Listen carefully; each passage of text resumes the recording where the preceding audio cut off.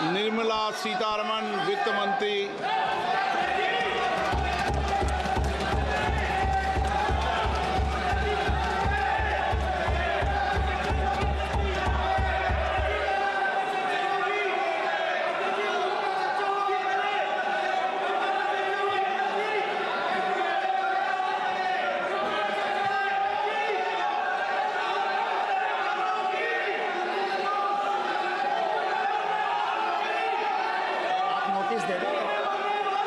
सदस्यगण, budget के बाद राज्यपाल अभिभाषण में आपको पर्याप्त अवसर दूंगा।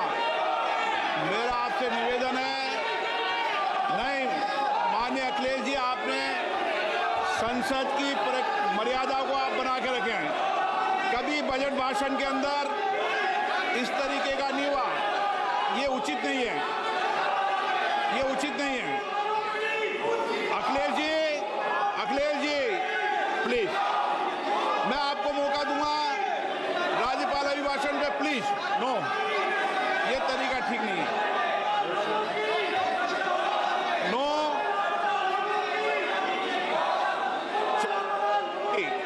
राज्यपाल अभिभाषण पे चर्चा होगी। नो तरीका। Honorable Speaker, I present the budget for 25-26. This budget continues our government's efforts to A. Accelerate growth, B. Secure inclusive development, C. Invigorate private sector investments, D. Uplift household sentiments, and E.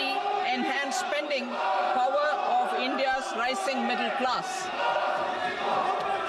Together, we embark on a journey to unlock our nation's tremendous potential for greater prosperity and global positioning under the leadership of Honorable Prime Minister Shri Narendra Modi.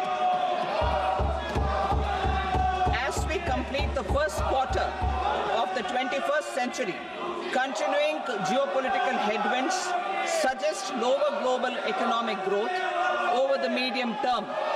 However, our aspiration for a Vikasit Bharat inspires us, and the transformative work we have done during our government's first 2 terms guides us to march forward resolutely.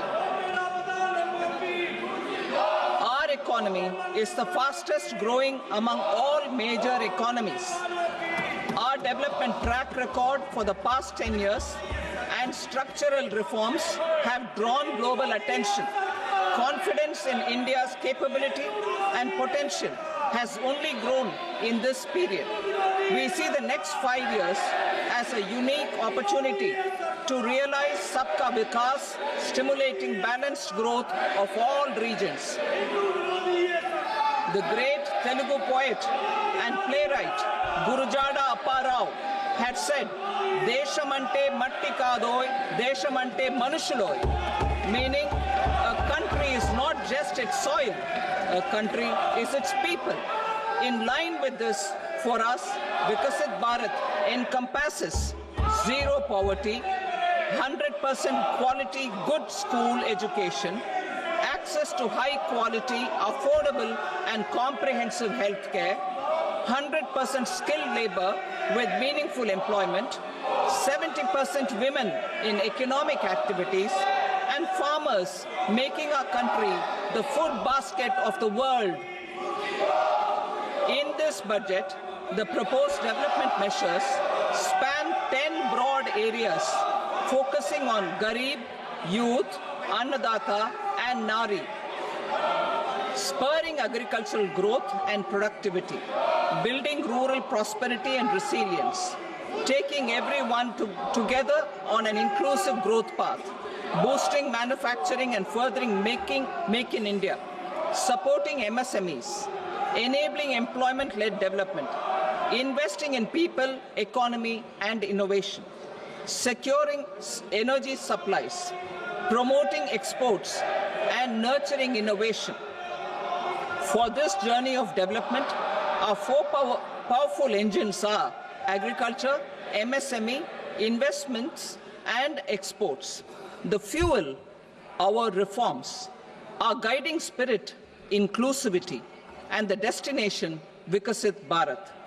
This budget aims to initiate transformative reforms across 6 domains. During the first 5 years, these will augment our growth potential and global competitiveness. The domains are taxation, power sector, urban development, mining, financial sector, and regulatory reforms. Agriculture as the first engine. Now I move to specific proposals, beginning with agriculture as the first engine.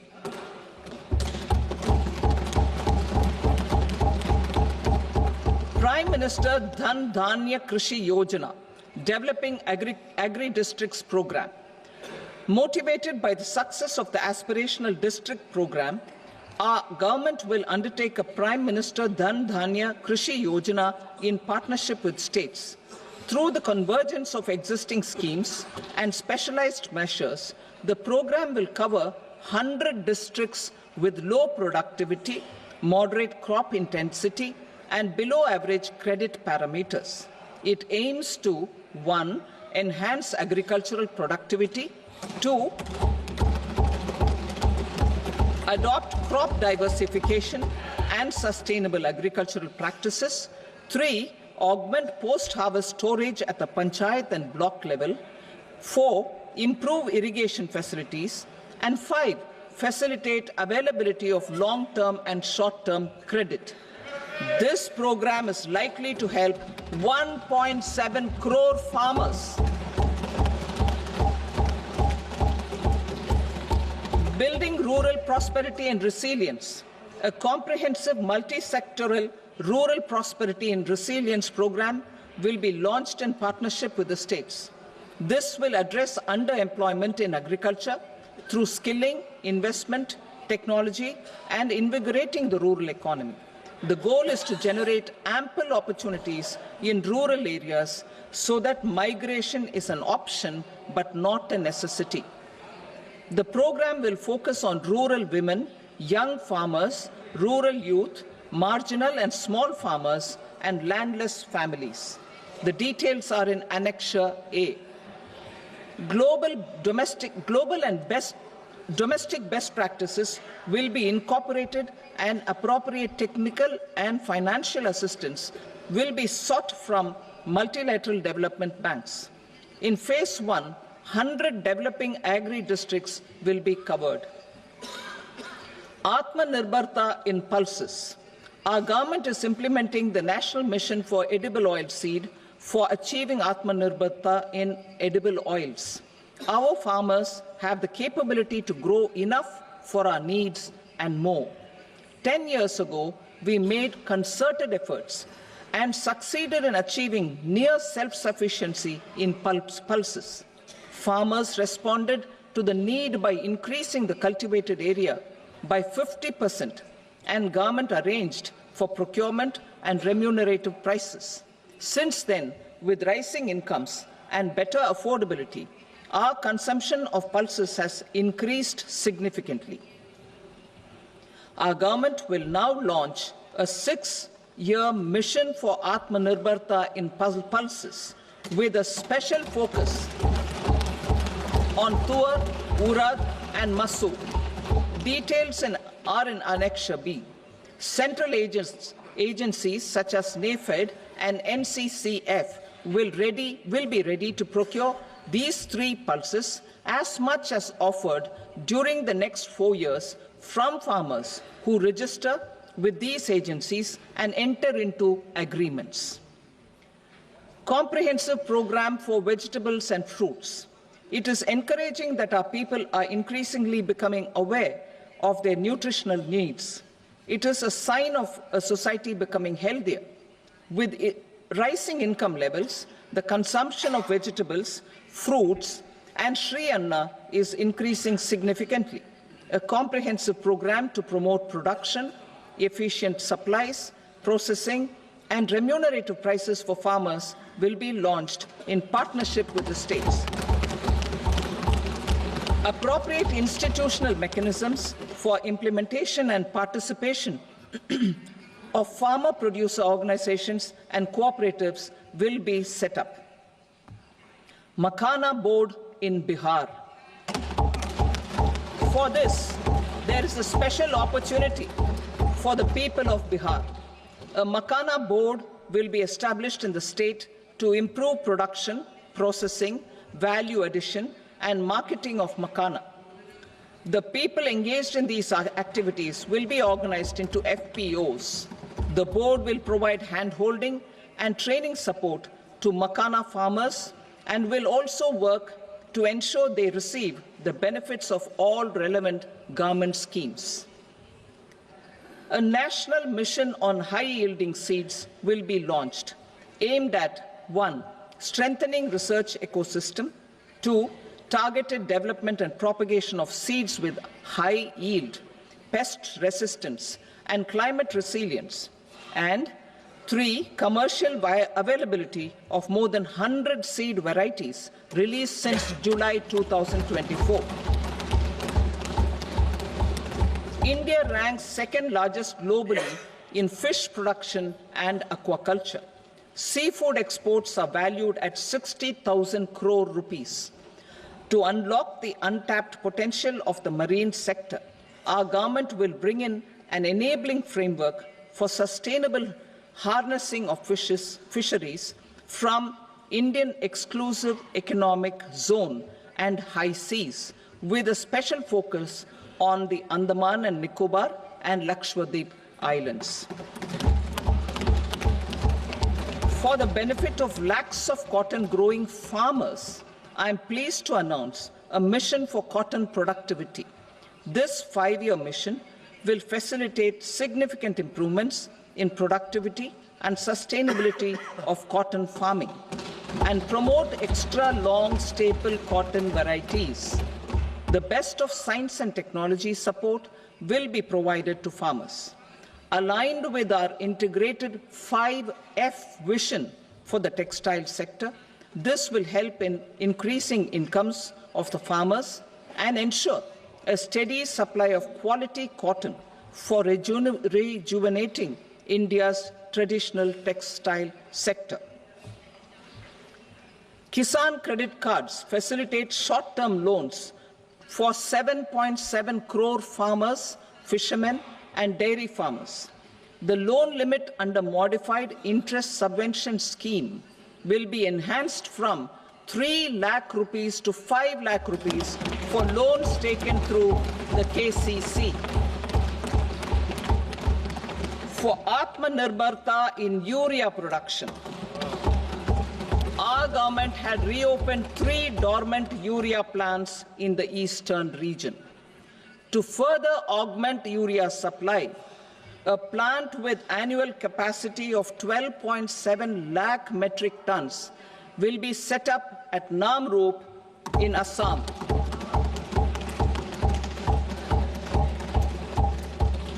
India Post, with 1.5 lakh rural post offices, complemented by the India Post Payment Bank and a vast network of 2.4 lakh Dak Sevaks, will be repositioned to act as a catalyst for the rural economy. Details are at Annexure C. India Post will also be transformed as a large public logistics organization. This will meet the rising needs of Vishwakarmas, new entrepreneurs, women, self-help groups, MSMEs, and the large business organizations. Our government will provide support to NCDC for its lending operations for the cooperative sector. MSMEs as the second engine. Now I move to MSMEs as the second engine, which encompasses manufacturing and services with a focus on MSMEs numbering 5.7 crores. Currently, over 1 crore registered MSMEs, employing 7.5 crore people and generating 36% of our manufacturing, have come together to position India as a global manufacturing hub. With their quality products, these MSMEs are responsible for 45% of our exports. To help them achieve higher efficiencies of scale, technological upgradation, and better access to capital, the investment and turnover limits for classification of all MSMEs will be enhanced to 2.5 and 2 times respectively. This will give them the confidence to grow and generate employment for our youth. The details are given in Annexure D. To improve access to credit, the credit guarantee cover will be enhanced. First, for micro and small enterprises from 5 crore to 10 crore rupees, leading to additional credit of 1.5 lakh crores in the next 5 years. Second, for startups from 10 crore rupees to 20 crore rupees, with the guarantee fee being moderated to 1% for loans in 27 focus sectors which are important for Atmanirbhar Bharat. And for well-run exporter MSMEs, for term loans up to 20 crore rupees. Also for the micro enterprises, we will introduce customized credit cards with a 5 lakh rupee limit for micro enterprises registered on Udyam portal. In the first year, 10 lakh such cards will be issued. Fund of funds for startups. The alternate investment fund, AIFs, for startups have received commitments of more than 91,000 crores rupees. These are supported by the fund of funds set up with the Government of India's contribution of 10,000 crore rupees. Now, a new fund of funds with expanded scope and a fresh contribution of another 10,000 crore rupees will be set up. A new scheme will be launched for 5 lakh women, scheduled castes and scheduled tribes, first-time entrepreneurs. This will provide term loans up to 2 crore rupees during the next 5 years. The scheme will incorporate lessons from the successful Stand Up India scheme. Online capacity building for entrepreneurship and managerial skills will also be organized. Measures for labor-intensive sectors. To promote employment and entrepreneurship opportunities in labor-intensive sectors, our government will undertake specific policy and facilitation measures. To enhance the productivity, quality, and competitiveness of India's footwear and leather sector, a focus product scheme will be implemented. The scheme will support design capacity, component manufacturing, and machinery required for production of non-leather quality footwear, besides the support for leather footwear and products. The scheme is expected to facilitate employment for 22 lakh persons, generate over 4 lakh crore rupees, and exports of over 1.1 lakh crore rupees. Measures for the toys sector. Building on the National Action Plan for Toys, we will implement a scheme to make India a global hub for toys. The scheme will focus on development of clusters, skills, and a manufacturing ecosystem that will create high-quality, unique, innovative, and sustainable toys that will represent the Made in India brand. Support for food processing. In line with our commitment towards Purvodaya, we will establish a National Institute of Food Technology, Entrepreneurship and Management in Bihar. The institute will provide a strong fillip to food processing activities in the entire eastern region. This will result in 1.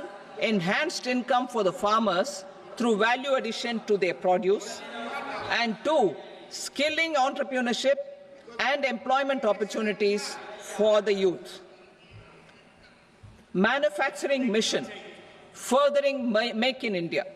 Our government will set up a national manufacturing mission covering small, medium and large industries for furthering Make in India by providing policy support, execution roadmaps, governance and monitoring framework for central ministries and states. Details are in Annexure E. Given our commitment to climate-friendly development, the mission will also support clean tech manufacturing.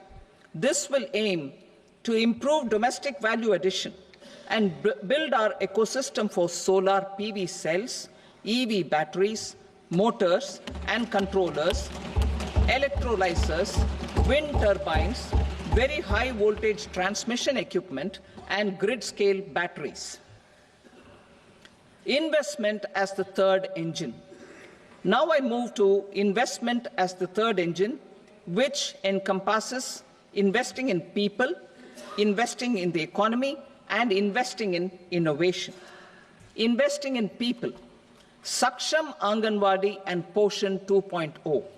Saksham Anganwadi and Poshan 2.0 program provides nutritional support to more than 8 crore children, 1 crore pregnant women and lactating mothers all over the country, and about 20 lakh adolescent girls in aspirational districts and the Northeast region.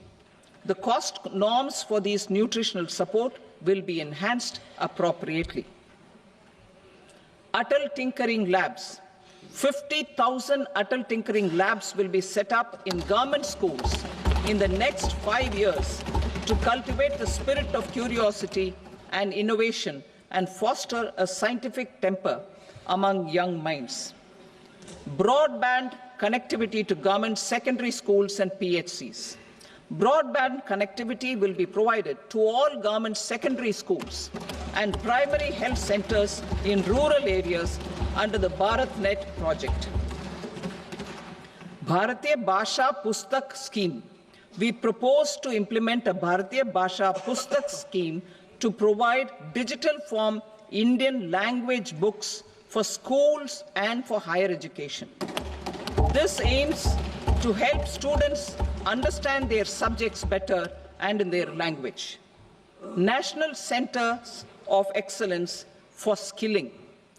Building on the initiative announced in the July 24 budget, 5 national centers of excellence for skilling will be set up with global expertise and partnerships to equip our youth with the skills required for Make for India, Make for the World manufacturing. The partnership will cover curriculum design, training of trainers, and a skills certification framework and periodic reviews.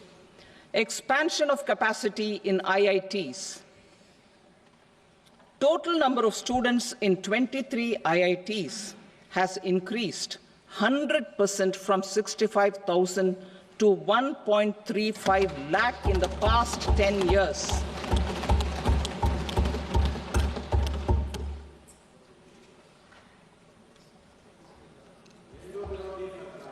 Additional infrastructure will be created in the 5 IITs started after 2014 to facilitate education for 6,500 more students. Hostel and other infrastructure capacity at IIT Patna will also be expanded.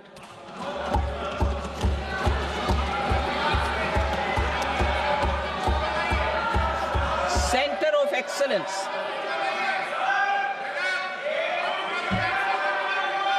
Center of Excellence in AI for Education. I had announced 3 centers of excellence in artificial intelligence for agriculture, health, and sustainable cities in 2023. Now a center of excellence in artificial intelligence for education will be set up with a total outlay of 500 crores. Expansion of medical education. Our government has added almost 1.1 lakh undergraduate and postgraduate medical education seats in 10 years, an increase of 130%. In the next year, 10,000 additional seats will be added in medical colleges and hospitals towards the goal of adding 75,000 seats in the next 5 years. Daycare cancer centers in all district hospitals. Our government will facilitate setting up of daycare cancer centers in all district hospitals in the next 3 years. 200 centers will be established in 25-26 itself. Strengthening urban livelihoods. Our government has been giving priority to assisting urban poor and vulnerable groups. A scheme for socio-economic upliftment of urban workers will be implemented to help them improve their incomes, have sustainable livelihoods, and a better quality of life. PM Swanidhi scheme has benefited more than 68 lakh street vendors, giving them respite from high-interest informal sector loans. Building on this success, the scheme will be revamped with enhanced loans from banks, UPI-linked credit cards with 30,000 rupees limit, and capacity building support. Social Security Scheme for welfare of online platform workers. Gig workers of online platforms provide great dynamism to the new age services economy. Recognizing their contribution, our government will arrange for their identity cards and registration on the e-Shram portal. They will be provided health care under PM Jan Arogya Yojana. This measure is likely to assist nearly 1 crore gig workers.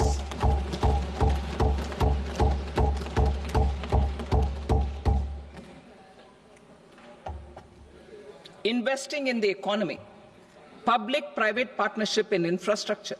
Each infrastructure-related ministry will come up with a 3-year pipeline of projects that can be implemented in PPP mode. States will also be encouraged to do so and can seek support from the India Infrastructure Project Development Fund, which is a scheme to prepare PPP proposals. Support to states for infrastructure. An outlay of 1.5 lakh crore is proposed for the 50-year interest-free loans to states for capital expenditure and incentives for reforms. Building on the success of the first asset monetization plan announced in 2021, the second plan for 2025 to 30 will be launched to plow back capital of 10 lakh crore in new projects. Regulatory and fiscal measures will be fine-tuned to support the plan. Jal Jeevan Mission. Since 2019, 15 crore households, representing 80% of India's rural population, have been provided access to portable tap water connections. To achieve 100% coverage, I am pleased to announce the extension of this mission until 2028 with an enhanced total outlay. The mission's focus will be on the quality of infrastructure and O&M of rural piped water supply schemes through Jan Bhagidari. A separate MOU or separate MOUs will be signed with the states and union territories to ensure sustainability and citizen-centric water services delivery. Urban sector reforms. Building on the July budget proposals, urban sector reforms related to governance, municipal services, urban land and planning will be incentivized. Urban Challenge Fund. The government will set up an Urban Challenge Fund of 1 lakh crore rupees to implement the proposals for cities as growth hubs, creative redevelopment of cities, and for water and sanitation purposes announced in the July budget. This fund will finance up to 25% of the cost of bankable projects, with a stipulation that at least 50% of the cost is funded from bonds, bank loans, and PPPs. An allocation of 10,000 crore is proposed in 2025-26. Power sector reforms. We will incentivize electricity distribution reforms and augmentation of intra-state transmission capacity by states. This will improve financial health and capacity of electricity companies. Additional borrowing of 0.5% of GSDP will be allowed to states contingent on these reforms. Nuclear energy mission for Vikasit Bharat.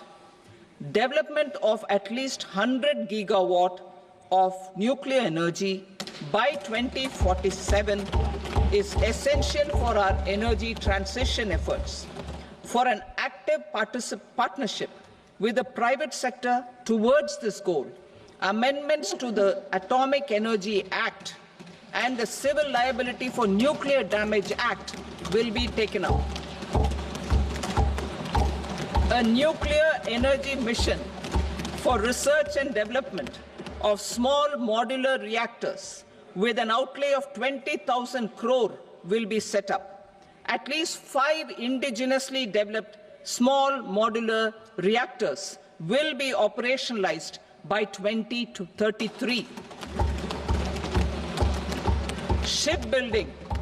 The shipbuilding financial assistance policy will be revamped to address cost disadvantages. This will also include credit notes for shipbreaking in Indian yards to promote the circular economy.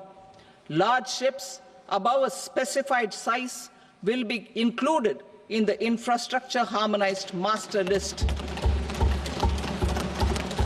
Shipbuilding clusters will be facilitated to increase the range, categories, and capacity of ships.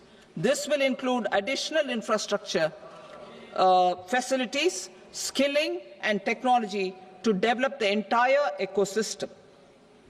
Maritime Development Fund.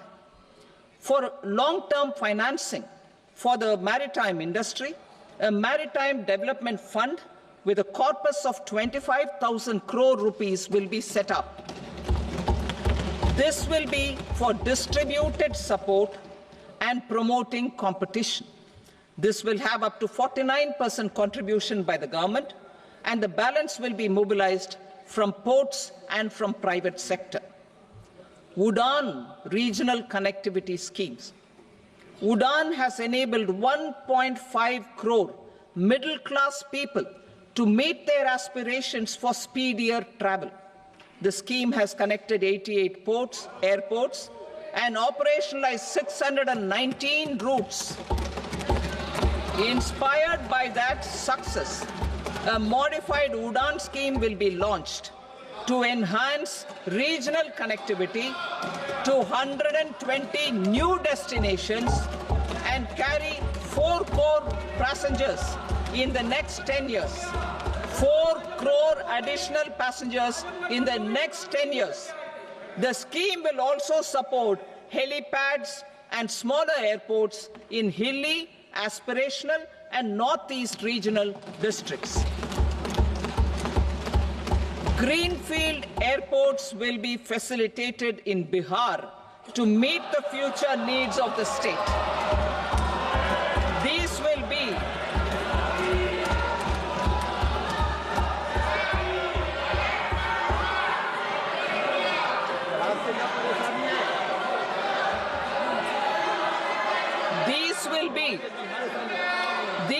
be in addition to the expansion of the capacity of Patna Airport and a brownfield airport in Beta. Western Kosi Canal project in Mithilanchal. Financial support will be provided for the Western Kosi Canal ERM project, benefiting a large number of farmers cultivating over 50,000 hectares of land in the Mithilanchal region of Bihar. Mining sector reforms, including those for minor minerals, will be encouraged through sharing of best practices and institutions of a state mining index. A policy for recovery of critical minerals from tailings will be brought out. Under the special window for affordable and mid-income housing, SWAMI, 50,000 dwelling units in stressed housing projects have been completed and keys handed over to home buyers. Another 40,000 units will be completed in 2025, further helping middle-class families who were paying EMIs on loans taken for apartments while also paying rent for their current dwellings. Building on this success, SWAMI Fund 2 will be established as a blended finance facility with contribution from the government, banks and private investors. This fund of 15,000 crore rupees will aim for expeditious completion of another 1 lakh units. PM Gati Shakti data for private sector. For furthering PPPs and assisting the private sector in project planning, access to relevant data and maps from the PM Gati Shakti portal will be provided. Tourism for employment-led growth. Top 50 tourist destination sites in the country will be developed in partnership with states through a challenge mode. Land for building key infrastructure will have to be provided by the states. Hotels in these destinations will be included in the infrastructure harmonized list.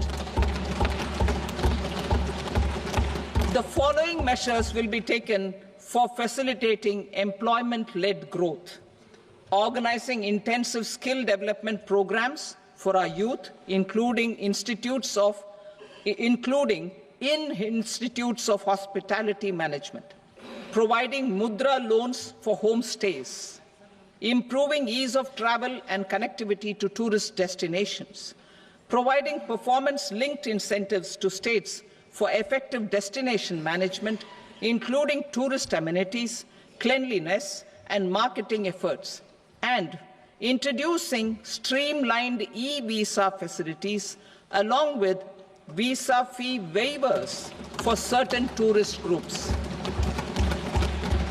Continuing with the emphasis on places of spiritual and religious significance in the July budget, there will be a special focus on destinations related to the life and times of Lord Buddha. Medical tourism and heal in India. Medical tourism and heal in India will be promoted in partnership with the private sector along with capacity building and easier visa norms. Investing in innovation. To implement private sector-driven research, development and innovation initiatives announced in the July budget, I am now allocating 20,000 crore rupees for this purpose. A deep tech fund of funds will also be explored to catalyze the next generation startups as a part of this initiative. In the next 5 years, under the PM Research Fellowship Scheme, we will provide 10,000 fellowships for technological research in IITs and IISc with enhanced financial support. The second gene bank with 10 lakh germplasm lines will be set up for future food and nutritional security. This will provide conservation support to both public and private sectors for genetic resources.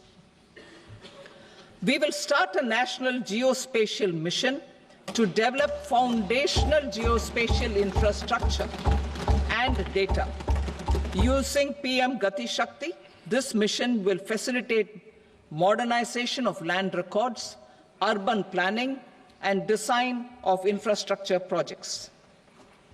a Gyan Bharatam mission for survey, documentation, and conservation of our manuscript heritage with academic institutions, museums, libraries, and private collectors will be undertaken to cover more than 1 crore manuscripts. We will set up a national digital repository of Indian knowledge systems for knowledge sharing. Now I move to exports as the fourth engine. We will set up an export promotion mission with sectoral and ministerial targets driven jointly by the Ministries of Commerce, MSME, and Finance. It will facilitate easy access to export credit, cross-border factoring support, support to MSMEs to tackle non-tariff measures in overseas markets. A digital public infrastructure, Bharat Trade Net, for international trade will be set up as a unified platform for trade documentation and financing solutions.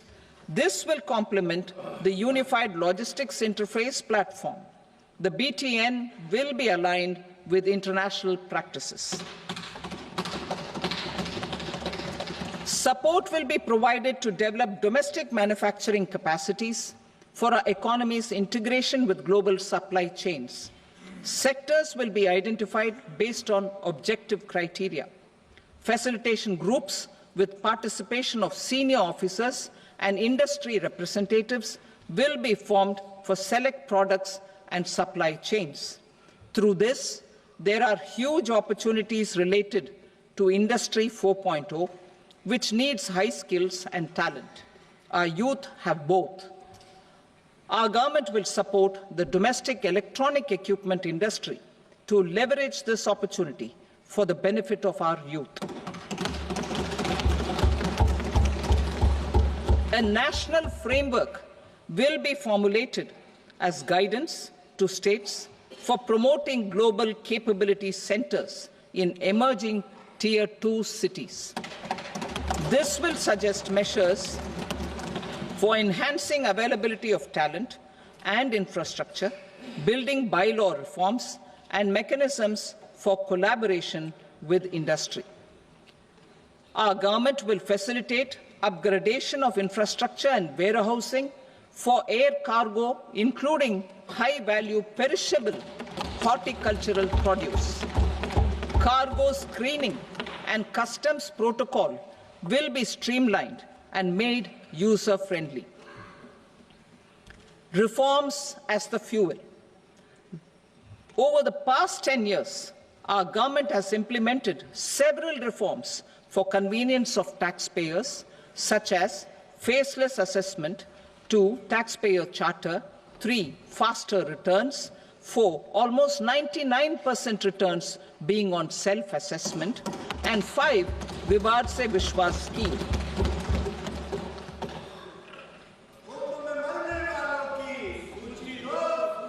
Continuing these efforts, I reaffirm the commitment of the Tax Department to trust first, scrutinize later. I also propose to introduce the new income tax bill next week. I will detail the indirect tax reforms and changes in direct taxes in Part B. Financial sector reforms. The FDI limit for the insurance sector will be raised from 74 to 100%. This enhanced limit will be available for those companies which invest the entire premium in India. The current guardrails and conditionalities associated with foreign investment will be reviewed and simplified.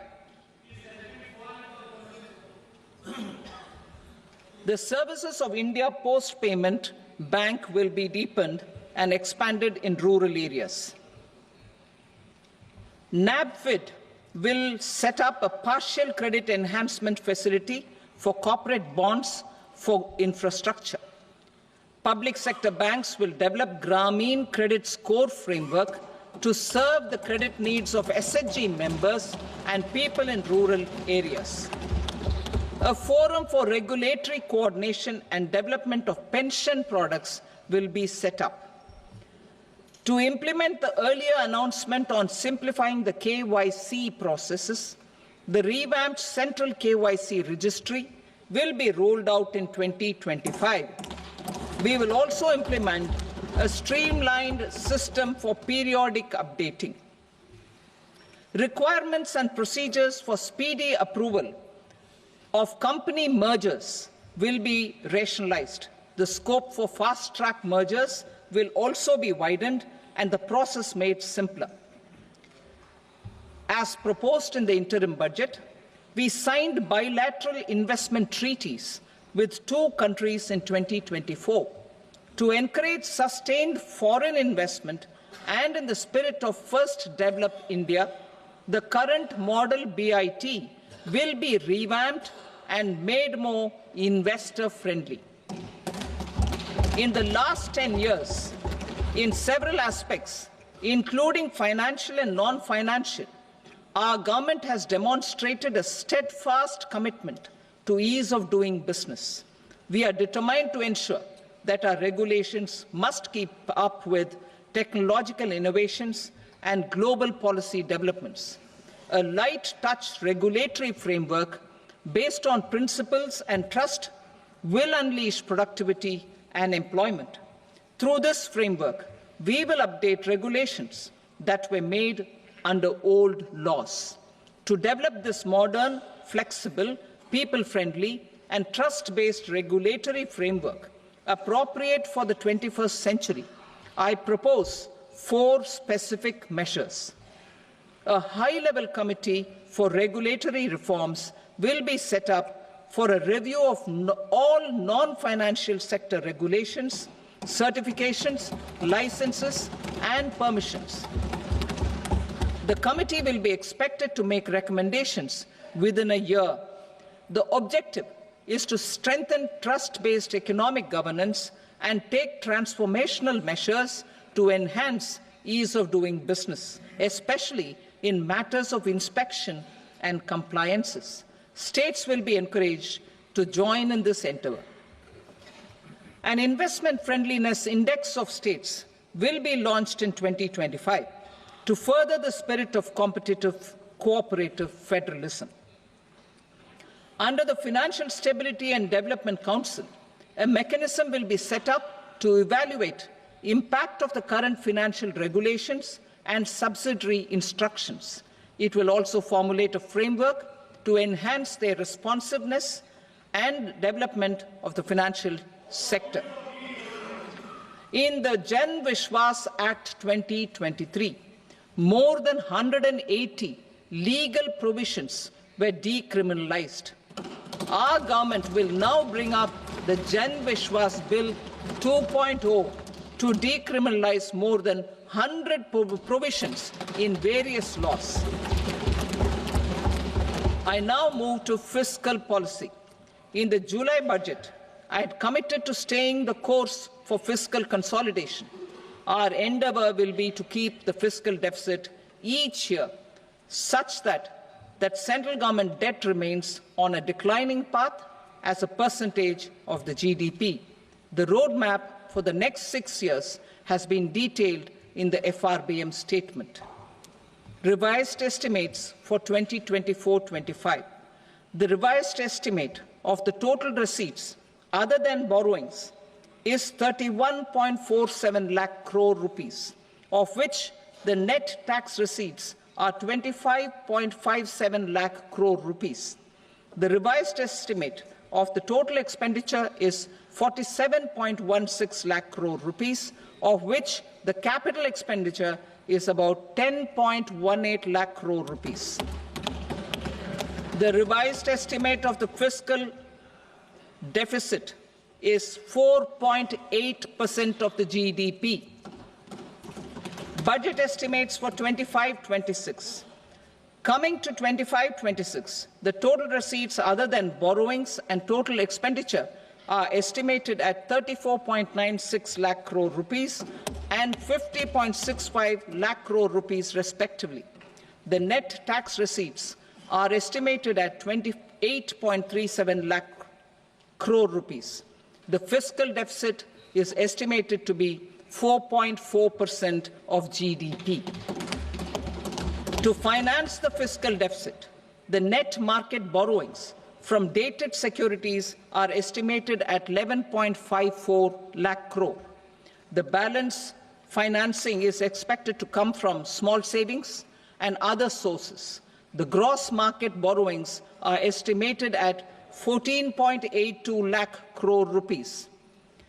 I will now move to Part B. Indirect taxes. My proposals relating to customs aim to rationalize tariff structure and address duty inversion. These will also support domestic manufacturing and value addition, promote exports, facilitate trade, and provide relief to common people. Rationalization of customs tariff structure for industrial goods. As a part of comprehensive review of customs rate structure announced in July 2024 budget, I propose to 1. Remove 7 tariff rates. This is over and above the 7 tariff rates removed in 23-24 budget. After this,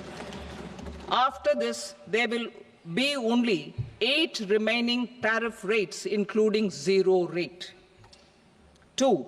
Apply appropriate cess to broadly maintain effective duty incidence, except on a few items where such incidence will reduce marginally.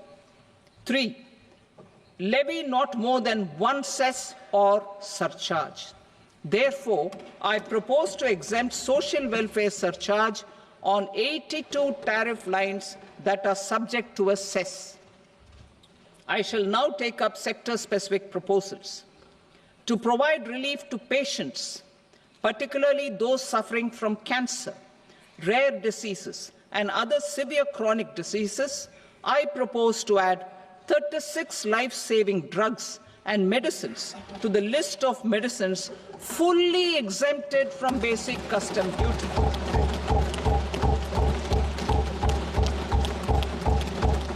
I also propose to add 6 life-saving medicines to the list attracting concessional custom duty of 5%. Full exemption and concessional duty will also respectively apply on the bulk drugs for manufacture of the above. Specified drugs and medicines under patient assistance programs run by the pharmaceutical companies are fully exempt from BCD, provided the medicines are supplied free of cost to the patients. I propose to add 37 more medicines along with 13 new patient assistance programs. Support to domestic manufacturing and value addition. Critical minerals. In the July 2024 budget, I had fully exempted BCD on 25 critical minerals that are not domestically available. I had also reduced BCD of 2 other such minerals to provide a major fillip to their processing, especially by MSMEs. Now, I propose to fully exempt cobalt powder and waste, the scrap of lithium-ion battery, lead, zinc, and 12 more critical minerals. This will help secure the availability for manufacturing in India and promote more jobs for our youth. To promote domestic production of technical textile products such as agro-textiles, medical textiles, and geotextiles at competitive prices, I propose to add 2 more types of shuttle-less looms to the list of fully exempted textile machinery. I also propose to revise the BCD rate on knitted fabrics covered by 9 tariff lines from 10 or 20 to 20% or 115 rupees per kg, whichever is higher. Electronic goods. In line with our Make in India policy and to rectify inverted duty structure, I propose to increase the BCD on interactive flat panel display from 10% to 20% and reduce the BCD to 5% on open cell and other components. In 23-24 budget, for the manufacture of open cells of LCD, LED TVs, I had reduced the BCD on parts of open cells from 5% to 2.5%. To further boost the manufacture of such open cells, the BCD on these parts will now stand exempted. Lithium-ion battery. To the list of exempted capital goods, I propose to add 35 additional capital goods for EV battery manufacturing and 28 additional capital goods for mobile phone battery manufacturing. This will boost domestic manufacture of lithium-ion batteries, both for mobile phones and for electric vehicles. Shipping sector. Considering that shipbuilding has a long gestation period, I propose to continue the exemption of BCD on raw materials, components, consumables, or parts for the manufacture of ships for another 10 years.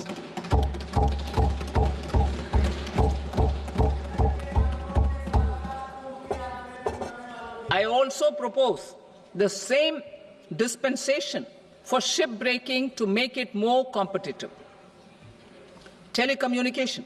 To prevent classification disputes, I propose to reduce the BCD from 20% to 10% on carrier-grade Ethernet switches to make it at par with non-carrier-grade Ethernet switches. Export promotion. To facilitate exports of handicrafts, I propose to extend the time period for export from 6 months to 1 year, further extendable by another 3 months if required. I also propose to add 9 items to the list of duty-free inputs. Leather sector. I propose to fully exempt BCD on wet blue leather to facilitate imports for domestic value addition and employment. I also propose to exempt crust leather from 20% export duty to facilitate exports by small tanners. Marine products. To enhance India's competitiveness in the global seafood market, I propose to reduce BCD from 30% to 5% on frozen fish paste, surimi, for manufacture and export of its analog products. I also propose to reduce BCD from 15% to 5% on fish hydrolysates for manufacture of fish and shrimp feed. In July 2024 budget, to promote development of domestic MROs for aircraft and ships, I had extended the time limit for export of foreign origin goods that were imported for repairs from 6 months to 1 year and further extendable by 1 year. I now propose to extend the same dispensation for railway goods. Time limit for provisional assessment.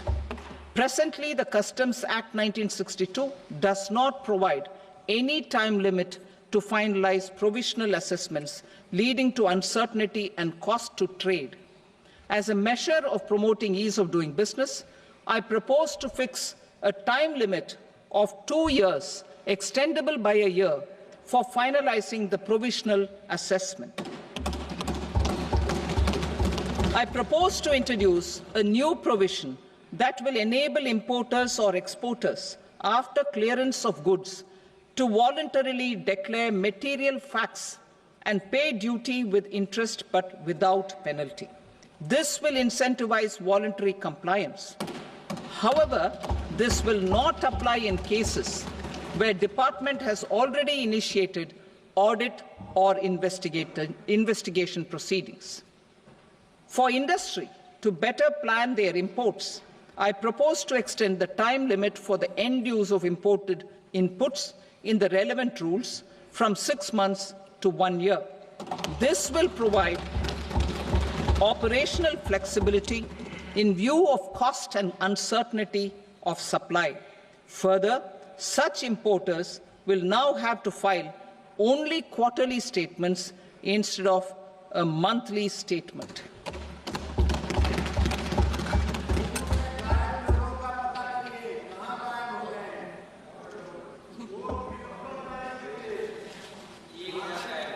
I now come to my direct tax proposals. In Part A, I have briefly underlined taxation reforms as one of key reforms to realize our vision of Vikasit Bharat. In respect of criminal law, our government had earlier ushered in Bharatiya Nyaya Sanhita, replacing Bharatiya Danda Sanhita. I am happy to inform this August House and the country that for new income tax bill will carry forward the same spirit of Nyaya in its drafting as well. The new bill will be clear and direct in text, with close to half of the present law in terms of both chapters and words. It will be simple to understand for taxpayers and tax administrators, leading to tax certainty and reduced litigation. Reforms, however, are not a destination. They are means to achieve good governance for our people and economy. Providing good governance primarily involves being responsive. The Tirukural captures this in verse 542, which reads, "Vaanokki vaazhum ulagallam, mannavan kol nokki vaazhum kudi," meaning, just as the living beings live expecting rains, citizens live expecting good governance. Our government is committed to keeping an ear to the ground and a finger on the pulse and responding while balancing our national building efforts.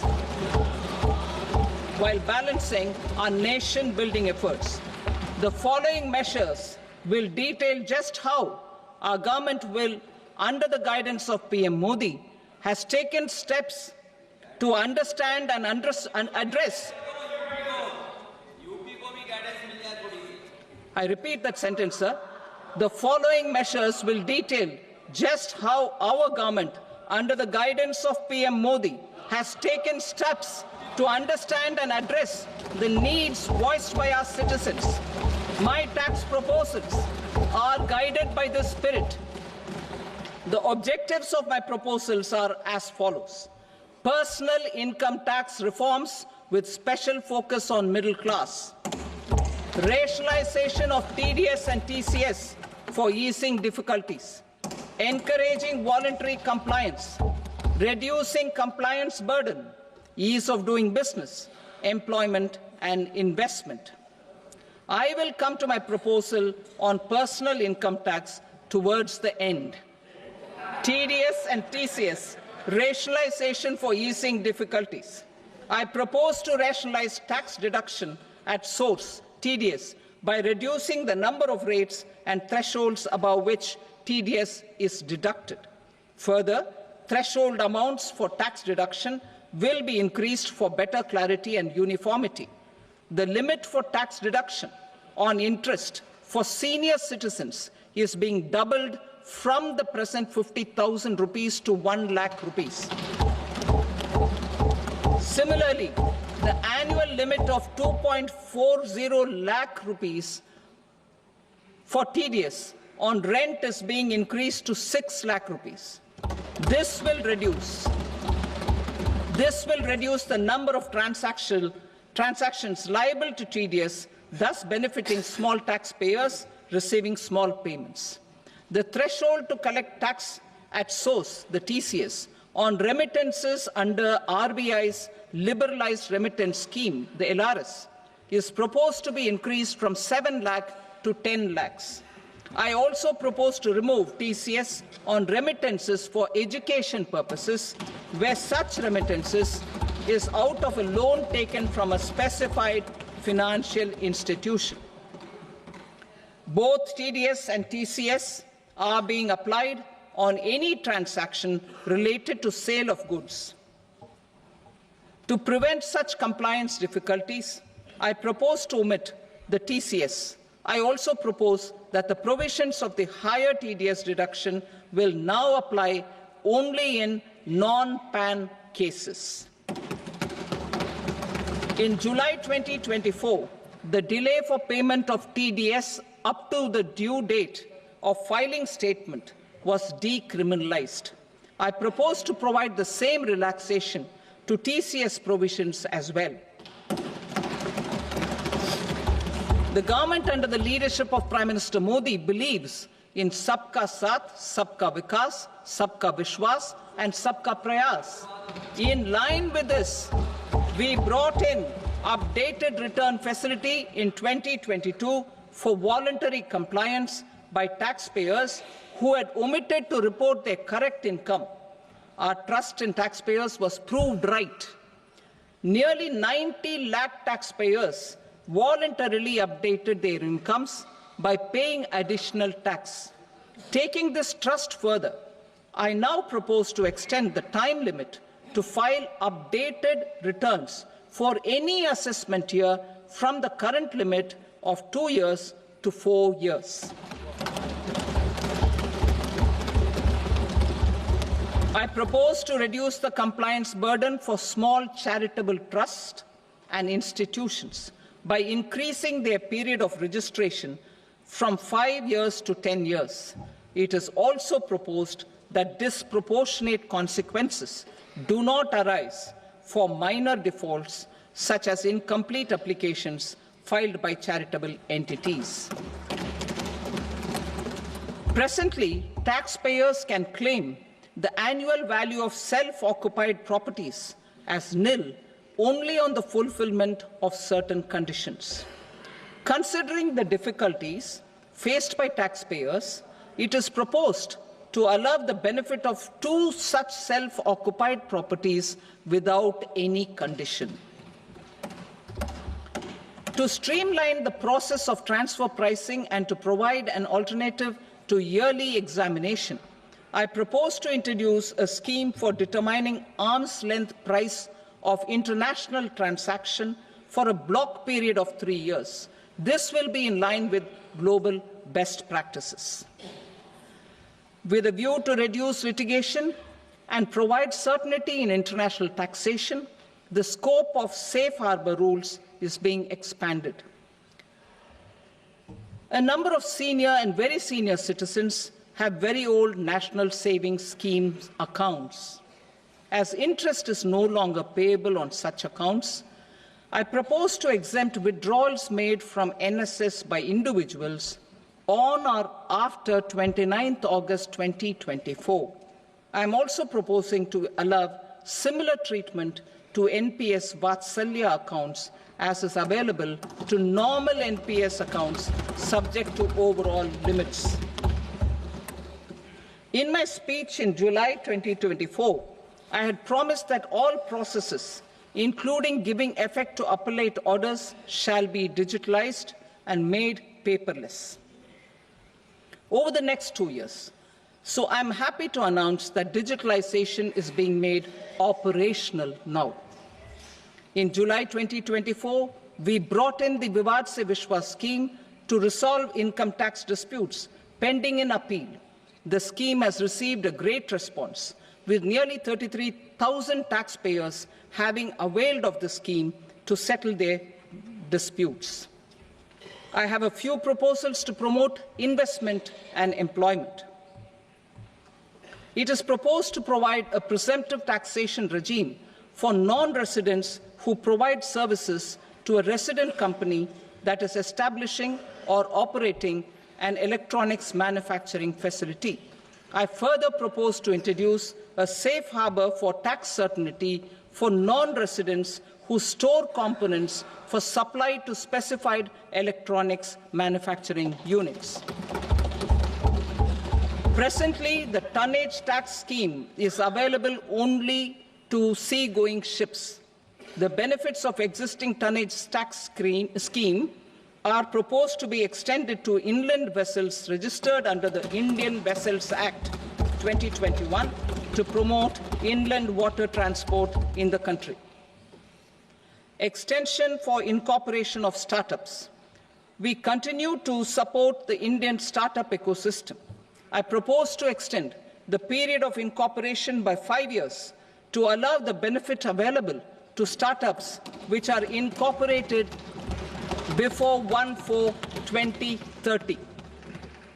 In order to attract and promote additional activities in the IFSC, I am inter alia proposing specific benefits to ship leasing units, insurance offices, and treasury centers of global companies which are set up in IFSC. Further, to claim benefits, the cut-off date for commencement in IFSC has also been extended by 5 years to 31/3/2030. Category 1 and Category 2 AIFs are undertaking investments in infrastructure and other such sectors. I propose to provide certainty of taxation to these entities on the gains from securities, to promote funding from sovereign wealth funds and pension funds to the infrastructure sector. I propose to extend the date of making an investment by 5 more years up to 31st March 2030.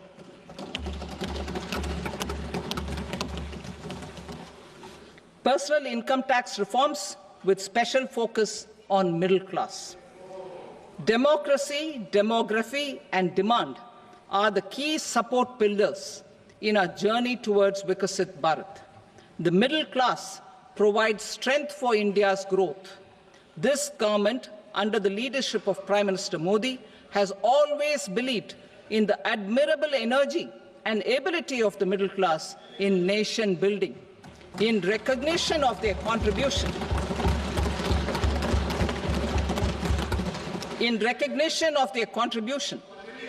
we have periodically reduced their tax burden.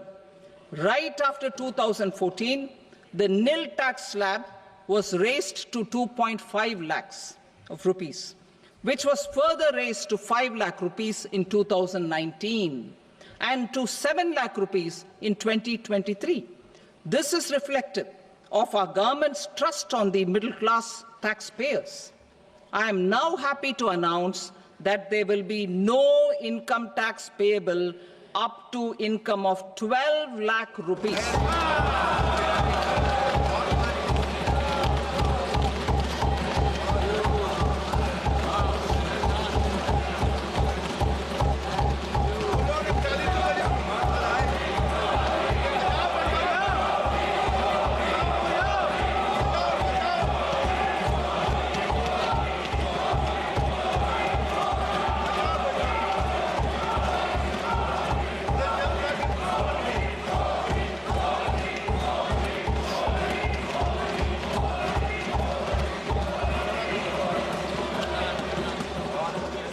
So, average income of 1 lakh per month, other than the special rate income such as capital gains, under the new regime. This limit will be 12.75 lakh for salaried taxpayers due to the standard deduction of 75,000. Slabs and rates are being changed across the board to benefit all taxpayers. The new structure will substantially reduce the taxes of the middle class and leave more money in their hands, boosting household consumption, savings, and investment.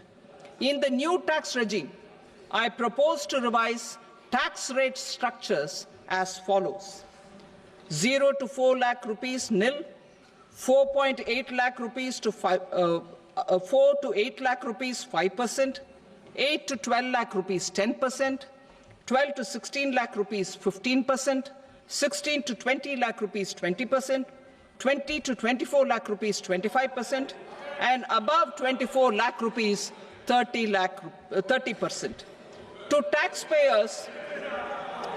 taxpayers up to 12 lakh of normal income, other than special rate income such as capital gains. I read that again. To taxpayers up to 12 lakh of income, other than special rate income such as capital gains, tax rebate is being provided in addition to the benefit due to slab rate reduction in such a manner that there is no tax payable by them. The total tax benefit of slab rate changes and rebate at different income levels can be illustrated with a few examples. A taxpayer in the new regime with an income of 12 lakh rupees will get a benefit of 80,000 rupees in tax, which is 100% of tax payable as per the existing rates. A person having income A person having income of 18 lakh rupees will get a benefit of 70,000 rupees in tax. That is 30% of tax payable as per existing rates. A person with an income of 25 lakh gets a benefit of 1,10,000 rupees, that is 25% of his tax payable as per existing rates. Details of my tax proposals are given in the annexure. As a result of these proposals, Honourable Speaker, sir, revenue of about 1 lakh crore in direct taxes and 2,600 crores in indirect taxes will be foregone. Mr. Speaker, sir, with this, I commend the budget to this august House.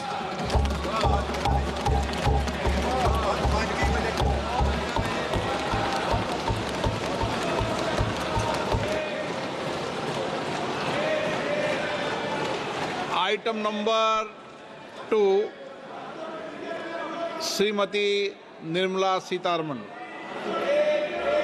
Sir, with your permission, I rise to lay on the table the following statements under Section 3(1) of the Fiscal Responsibility and Budget Management Act 2003.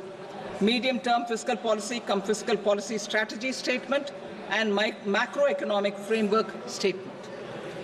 Item number 3, Srimati Nirmala Sitharaman. Sir, with your permission, I rise to move for leave to introduce the Finance Bill 2025. प्रश्न ये है कि विधेयक को पुनर्स्थापित करने की अनुमति प्रदान की जाए। जो सदस्य इसके पक्ष में हाँ कहें, जो सदस्य विरोध में ना कहें। मेरे विचार में निर्णय हाँ वालों के पक्ष में हुआ, हाँ वालों के पक्ष में अनुमति प्रदान की जाती है। माननीय मंत्री जी, अब विधेयक को पुनर्स्थापित करें। Sir, I introduce the bill. Thank you. सभा की कार्रवाई सोमवार दिनांक 3 फरवरी 2025 को प्राप्त 11 बजे तक के लिए स्थगित की जाती है।